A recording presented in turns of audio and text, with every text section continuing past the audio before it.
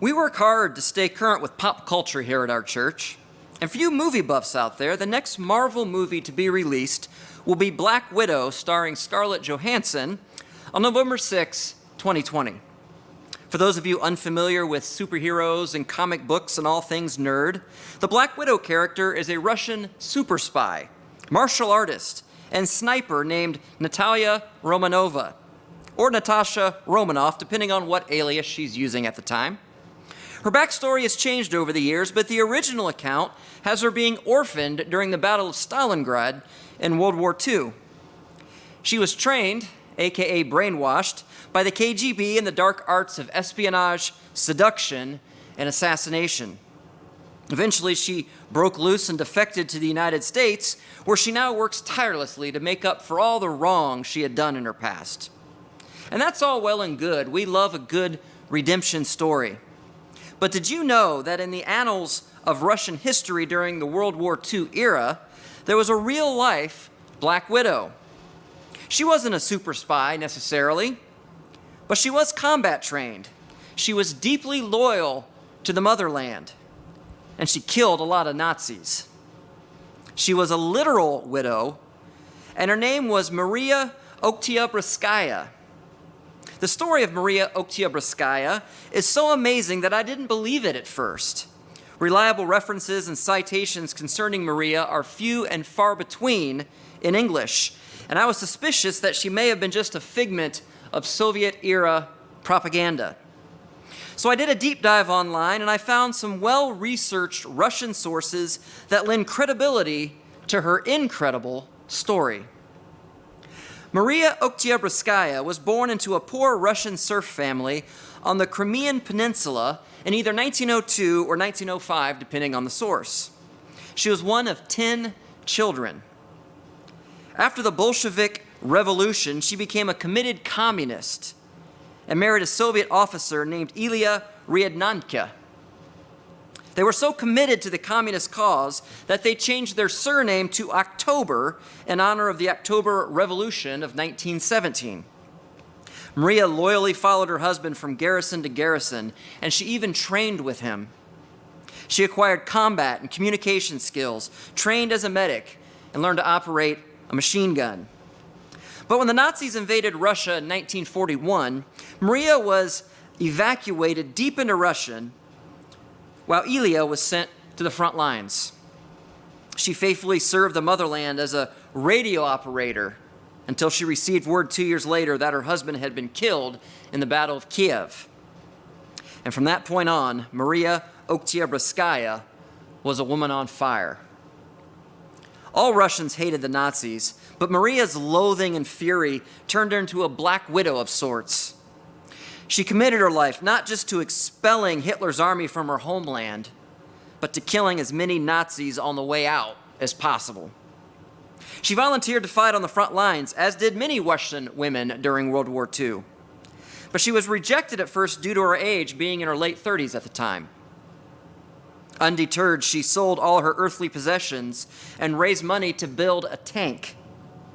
It wasn't unusual for patriotic Russians to donate military equipment during World War II. But what was unusual in Maria's case was the one condition she set for contributing the tank to the Red Army, which she laid out in a telegram to Joseph Stalin.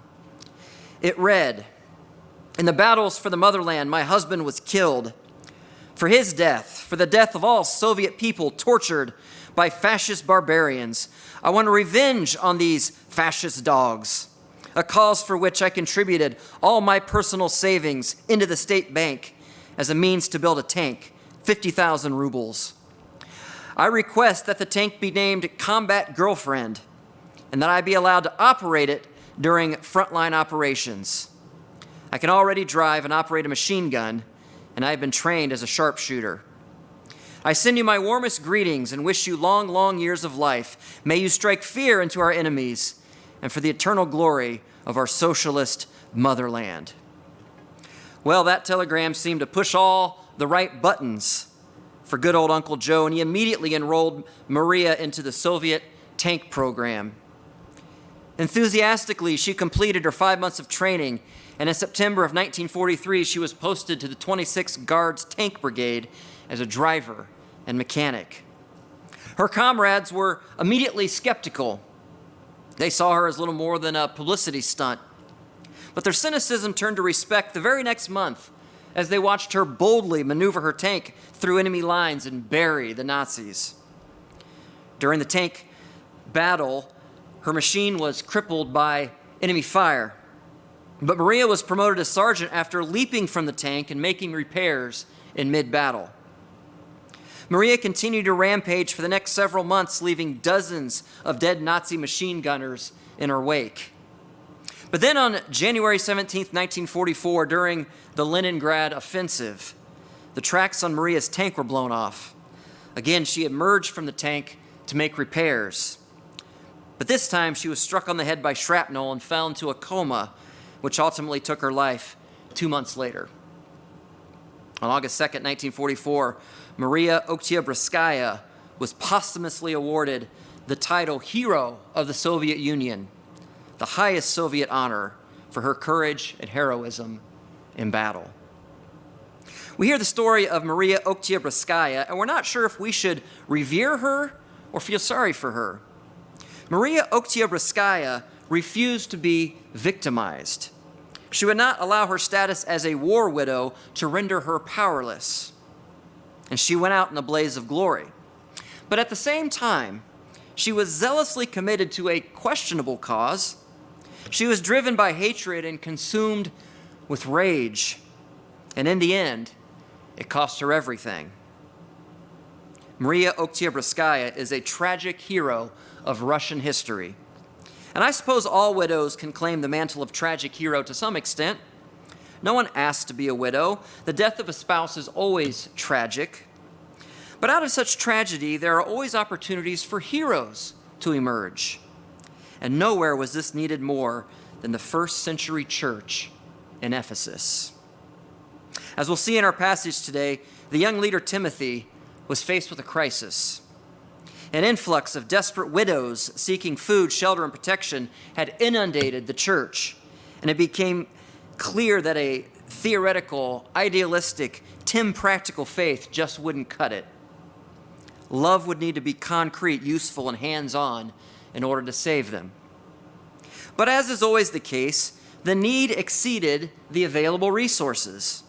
So in our passage today, the Apostle Paul advised Timothy on how to manage this enormously complex problem with a remarkably simple strategy. This little leadership strategy can help us resolve any difficulty we may face today that involves people. And let's face it, our problems always involve people. So take out your Bible and turn to 1 Timothy chapter 5, verses 1 through 16. You can also pull up the passage on your smartphone or tablet. And as always, there are notes that you can use. This is the 7th installment in our original series entitled Mission TIMpossible, the Timothy Dossier. You may be familiar with the dossier scene from the Mission Impossible franchise. The team leader would sift through the files of different agents available for the mission. Some dossiers he would toss aside, but a few he would choose for the operation. Well, as we've been mentioning the past couple of weeks, the team leader in the book of 1 Timothy is the Apostle Paul. The mission is to somehow keep together the dysfunctional church in the ancient town of Ephesus that's being splintered by nefarious influences. And the dossier he chooses for this impossible mission is that of a young pastor named Timothy, whom he addresses in today's passage. 1 Timothy chapter 5, starting in verse 1, Paul writes, "Do not rebuke an older man, but encourage him as you would a father, younger men as brothers, older women as mothers, younger women as sisters, in all purity. Honor widows who are truly widows. But if a widow has children or grandchildren, let them first learn to show godliness to their own household and to make some return to their parents, for this is pleasing in the sight of God. She who is truly a widow, left all alone, has her hope on God and continues in supplications and prayers night and day. But she who is self-indulgent is dead even while she lives. Command these things as well, so that they may be without reproach. But if anyone does not provide for his relatives, and especially for members of his household, he has denied the faith and is worse than an unbeliever. Let a widow be enrolled if she is not less than 60 years of age, having been the wife of one husband, and having a reputation for good works. If she has brought up children, has shown hospitality, has washed the feet of the saints, has cared for the afflicted, and has devoted herself to every good work. But refuse to enroll younger widows, for when their passions draw them away from Christ, they desire to marry, and so incur condemnation for having abandoned their former faith. Besides that, they learn to be idlers, going about from house to house, and not only idlers, but also gossips and busybodies, saying what they should not. So I would have younger widows marry, bear children, manage their households, and give the adversary no occasion for slander. For some have already strayed after Satan. If any believing woman has relatives who are widows, let her care for them. Let the church not be burdened, so that it may care for those who are truly widows. Now, for the past couple of weeks, we've seen Paul's thoughts on leadership in the abstract. Paul painted a portrait of what a good Christian leader should look like. But in the passage we just read, Paul gave Timothy a good, practical, concrete example of how to lead in this particular crisis involving widows. As we've said, widowhood is a tragic part of everyday life. But in ancient times, widowhood was not just emotionally devastating, it was downright perilous. There were very few jobs back then for women. There were no female tank commanders to fall back on. The back-breaking labor of ancient times was done by men, who had significantly shorter lifespans than women. So when a woman's husband died, unless she had significant savings or help from other family members, she was in real danger of falling into total desolation.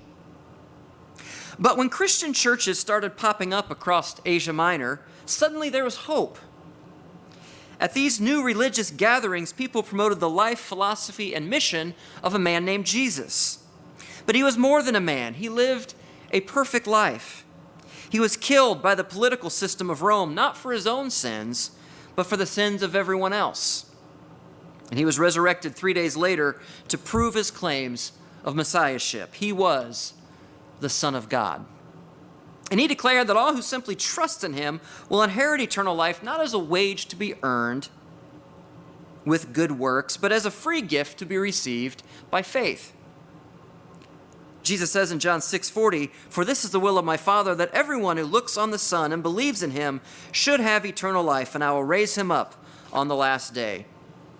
But the Jesus philosophy was about more than just flying off to heaven someday. It was about living the best life right now. And the way to live your best life right now and foster the best life of those around you is through love. Jesus said in John 13:34-35, "A new command I give to you, you are to love one another. Just as I have loved you, you also are to love one another. By this all people will know that you are my disciples, if you have love for one another." In a world with no government assistance, no welfare programs, and no one really looking out for his neighbor, suddenly these Christians were volunteering to support those who could not support themselves. Even though these needy people could offer nothing in return, and many of these Christians were needy themselves, they were still taking people in and caring for them. They were caring for widows, orphans, the elderly, and the infirm. They were collecting abandoned babies from the roadsides and raising them as their own. It was a beautiful thing. So the widows in Ephesus were flocking to the church, but there was only so much help available. And it was becoming a real crisis for Timothy. How could he distribute these limited resources fairly? Who would get excluded? But in the midst of this mess, Paul offers a simple, clear strategy that can be applied to any people problem, really. First, Paul gave a general principle, and then he showed Timothy how to apply that principle to this particular problem. And the general principle is found in verses 1 and 2. He basically told Timothy to treat everyone in the church as he would his own father, brother, mother, or sister. In other words, he was to love them as he loved his own family. This principle, of course, started with Jesus, who said in Matthew 12:49, "Here are my mother and my brother," as he gestured towards those disciples around him. And Paul expounded on this principle elsewhere. In Romans 12:10, he writes, "Love each other as brothers and sisters and honor others more than you do yourself." So that is the foundation for solving every people problem, whether it be at home, at work, at church, or in the community. It's love. It's truly doing what's best for other people. It's looking out for their best interests before your own. You see, love is not TIMpractical. No matter how complex the problem may be, any problem with people can be reduced to this simple axiom. The leader simply must ask himself, what is the best interest of those I am leading? For Timothy, he had to ask himself, what must I do to bring about the best outcome for these widows? And that's our main point from today's passage. The main point is Timothy was to love them and lead them. He was to love them and lead them. In verses 3 through 16, which we're looking at today, Paul showed how to work out this love leadership principle among the older and younger women mentioned in verse 2. And in verses 17 through 25, which we'll look at next week, Paul showed how to work out this love leadership principle among the men mentioned in verse 1. But as Timothy was facing this complex crisis with the widows, he needed to ask himself a simple question as a leader. What is in the best interest of these widows who are looking to me for leadership? Leading is loving, and loving is leading. That's how God led his people through the wilderness. It says in Exodus 15:13, "In your unfailing love you will lead the people you have redeemed." Maria Oktyabrskaya didn't so much love her people as she hated her enemy. But true leaders love their followers. No matter what, they look out for the best interest of those who depend on them. And sometimes what merely looks like the loving thing to do on the surface may not be what's truly best for them. Sometimes the most loving thing to do for one person may not be the most loving thing for someone else. Love is simple, but actually applying it to different people in different situations takes some wisdom. But good leaders take the simple principle of love and apply it to the complex problems they face among people. A good leader must recognize what's in the best interest for each individual that he leads. And he must be willing to work toward their best interest, no matter how difficult, misunderstood, or unpopular it may be. So let's see how Jesus' philosophy of love applied to the widows under Timothy's care. Paul divided the widows into two main categories. He separated the older widows from the younger widows. And he revealed to Timothy that how he showed love to the older widows would look much different than how he showed love to the younger widows. What was in the best interest of the older widows was much different than what was in the best interest of the younger widows. As a matter of fact, the way he showed love to the younger widows wouldn't look much like love at all on the surface. It would be difficult, but that's what leaders do. They don't just manage people. They don't try to keep everyone happy, which is impossible to do anyway. They actually love people no matter what that love may look like. And for the older widows, the loving thing to do was to continue to support them financially. He was to continue feeding them. Now, he was to encourage them to live godly lives. They were not to be lazy or self-indulgent, but if you read the passage closely, you'll see that their support was not contingent upon behavior. It was not be good or else. Love is not contingent upon behavior, mind you. Love is not based upon the goodness of the recipient. Love is not given only to those who have somehow been deemed to deserve it. You don't earn love. Love is based on grace. So even though Timothy was encouraging these widows to be godly examples, nowhere does it say he's going to kick them off the list if they don't measure up. Now, Paul did command families to take care of their own widows. They should be the first to show practical love to the widows and their families. But behavior or family situation wasn't the sole determining factors whether or not someone was unenrolled from the list of widows receiving aid from the church. If you read closely, you'll see that the main determining factor for being removed from the list was age. The younger widows should be removed from this list, and Paul gave the approximate age of 60 as the guideline. But why age? That doesn't seem like love, does it? How cruel is it to remove someone from the church's welfare rolls simply because of their age? But don't lose sight of our original principle. A loving leader does what's in the best interest of his people in the long term, even if it doesn't look like love in the short term. So why was it more loving to feed the older widows but not the younger widows? Well, Paul reasoned that the younger widows would be more likely to have the opportunity to get married again, while the older ones would have a harder time finding a husband. Now, Paul wasn't saying that marriage was the ultimate fix to all women's problems, but remember, women couldn't work back then for the most part. Really, the only job available to them in that society was that of a wife and mom. So in essence, Paul is saying that if a woman could find a job, then by all means work. If she could find a husband, then remarry. Look, it's not that the church didn't want to help them. But even if the church had unlimited resources, the most loving thing to do in this situation would still be to advise a woman to work to support herself, in this case as the manager of her husband's household. This notion isn't based upon the indignation of the giver, as in, I'm working hard, so you need to work hard too. As we said, love isn't fair. But if it was at all possible, it was truly in the widow's best interest to remarry so she could work. So why? Most of us try to avoid work. Why would it be in her best interest to work? Well, the simple answer is that a life without work is miserable and destructive. Paul described this kind of self-indulgent life as a living death.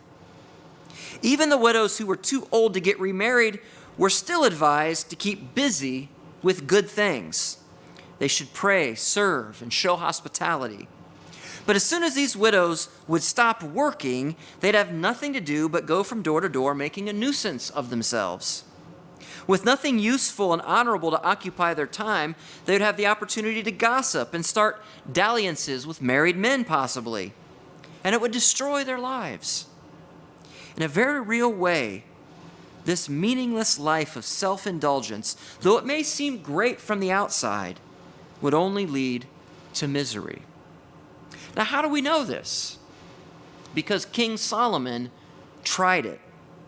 He described this kind of living death in his book of wisdom called Ecclesiastes. In Ecclesiastes chapter 9, he writes, "For the living know they will die, but the dead do not know anything, nor have they any longer a reward, for their memory is forgotten.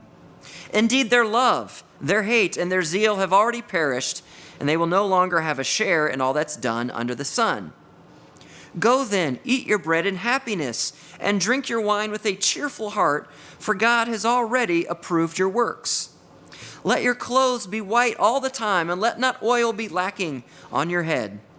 Enjoy life with a woman whom you love all the days of your fleeting life, which he has given to you under the sun, for this is your reward in life and in all your toil in which you have labored under the sun." And so Solomon was so rich, he never had to work another day in his life. So he didn't. He filled his time indulging in all sorts of trivialities. But he found that these things couldn't replace the simple joy of real work. For Solomon, the worst part about dying was not getting to work anymore. It's better to be alive and working than dead and not working. And that's why God has designed us to continue working even in the life to come. It says in Revelation 22:3, "No longer will there be anything accursed, but the throne of God and of the Lamb will be in it, and his servants will worship him." Then Solomon tells us why we are miserable without work. In Ecclesiastes 5:20, he says, "The laborers seldom reflect on the days of their life, because God keeps them occupied with gladness of heart." Work keeps us from dwelling on ourselves and suffering an existential crisis. That's why people who work so hard in underprivileged countries oftentimes seem very happy. They don't have time to dwell on the futility of life. They just love their families and enjoy their lives and take pride in their work. So whether these widows realized it or not, a life of self-indulgence was not what they really wanted. By cutting them from the welfare rolls, Timothy was truly acting in their best interest. They would be so much happier and more fulfilled when they busied themselves with the honorable work of managing a household and being the woman of one man, as he calls it. Now, I'm sure this didn't go over well when Timothy made this announcement. I'm sure he wasn't the most popular guy with the younger widows after he cut them off. It seemed harsh, unfair, TIMpractical. But a good leader truly seeks out the best interest of their followers, even if their followers don't agree, especially at first. And that's our application from this morning's passage. The application is feed people to be good, lead people to be great. We must feed people to be good people, but we must lead people to become great people. The presidency of John Adams has divided historians. Most view his presidency as somewhat of a failure, especially when it came to foreign policy and his acquiescence to the Alien and Sedition Act. You see, John Adams had never been the most popular man in the room, not even within his own Federalist Party. Adams won his first presidential election in large part because he had been the vice president and heir apparent of the very popular George Washington. But Alexander Hamilton was the real leader of the Federalists. Hamilton enjoyed influence among the Federalists in Congress, and even Adams's own cabinet was loyal to Hamilton. So despite belonging to the same party, Hamilton worked to undermine President Adams at every opportunity. And this was most evident in Hamilton's desire for war with France. The French had been harassing American ships at sea, and American sailors were fighting back. It became known as the Quasi-War. It wasn't an official war, but it was really close. And while Adams publicly rattled the war sabers against France and built up the nation's army and navy, behind the scenes he was doing everything in his power to avoid a full-blown war. In a letter to his wife Abigail many years prior, Adams had declared, "Great is the guilt of unnecessary war." So now he had to live up to those ideals, even if it wasn't popular within his own party. American sailors were starting to find some success against the French, which only emboldened Hamilton and the war hawks in Congress.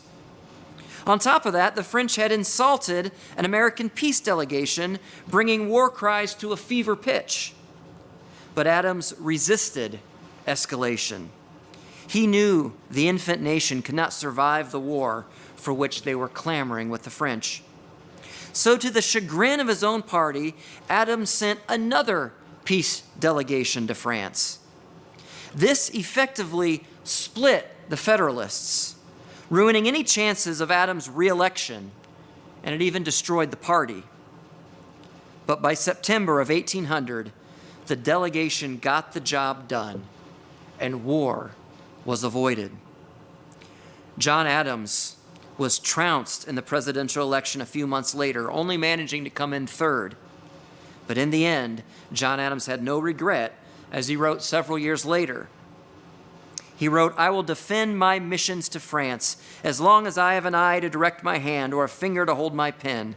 I desire no other inscription over my gravestone than 'Here lies John Adams, who took upon himself the responsibility of the peace with France in the year 1800.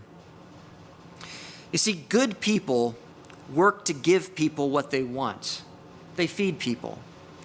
But great people work to give people what they need. Great people work to give people what's truly in their best interest, even when those people don't know what's in their best interest. That's the difference between really leading people and simply feeding them. If you want to be liked, then just feed people. But if you want to lead, then truly love people. Real leaders actually do what's in their people's best interest, just as God does.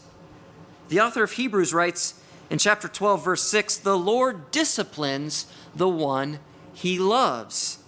He goes on to say in verses 9 through 11, "We have had earthly fathers who disciplined us, and we respected them. Shall we not much more be subject to the Father of spirits and live? For they disciplined us for a short time, as it seemed best to them. But he disciplines us for our good, that we may share his holiness. For the moment, all discipline seems painful rather than pleasant, but later it yields the peaceful fruit of righteousness to those who have been trained by it." Being a leader is not easy, but it is somewhat simple. Do what's best for your followers, even if it hurts them temporarily. Do what's best for your followers, even if it makes you unpopular. Do what's best for your followers, even if it requires an uncomfortable conversation. Do what's best for your followers, even if it isn't in your own best interest. Once you resolve in your heart that a particular decision is truly in your people's best interest, then it becomes a little easier. And it doesn't matter what the problem is or with whom. This simple axiom works in every complex, messy people problem, whether you're a CEO, a middle manager, or a tank commander. Do you want to lead your family well? Then do what's in the best interest of your spouse. That doesn't mean they get to walk all over you and have whatever they want. Sometimes it's in their best interest for you to speak up and tell them that their actions are harming the family. But in every situation, simply use your God-given wisdom to decide what's truly in their best interest, and then do it. Do you want to be a good parent? Then give your kids whatever they need to be happy and healthy for the long term. If your child messes up, don't fret about how to respond. Just do what's in their best interest. Sometimes it's in their best interest to drop the hammer of discipline.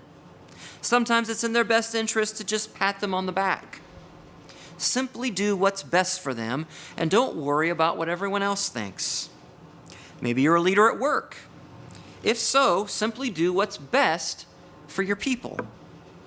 And doing what's best for your people may involve firing someone. Firing someone may be the loving thing to do. If they are hurting the team, then they are hurting themselves too, in the long term. And in the long run, parting ways may be best for both parties. So don't agonize over it. If it's truly what's in their best interest, then get your ducks in a row and just do it. Loving people is simple, but it may not be easy. Sometimes it's unpleasant, and sometimes it takes a little bit of work to figure out what's truly in the best interest in the long run. But it doesn't require you to twist yourself in knots trying to justify yourself. And of course, nowhere is this more important than in church leadership.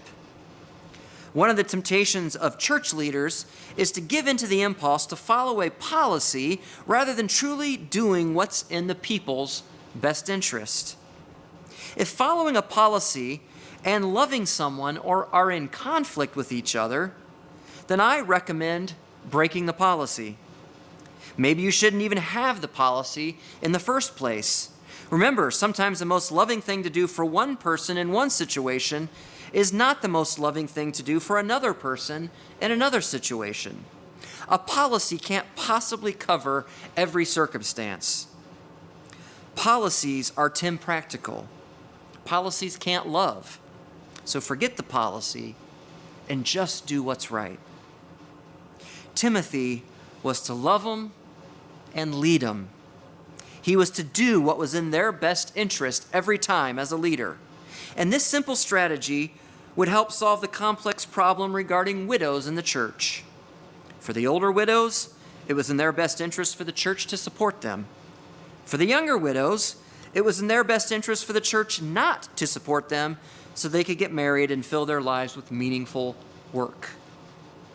The good feed, but the great lead. But Timothy needed to lead the men in his congregation as well. Timothy was a leader of leaders. So read 1 Timothy 5:17 through 25 this week as we learn next Sunday the importance of impartial judgment in leadership.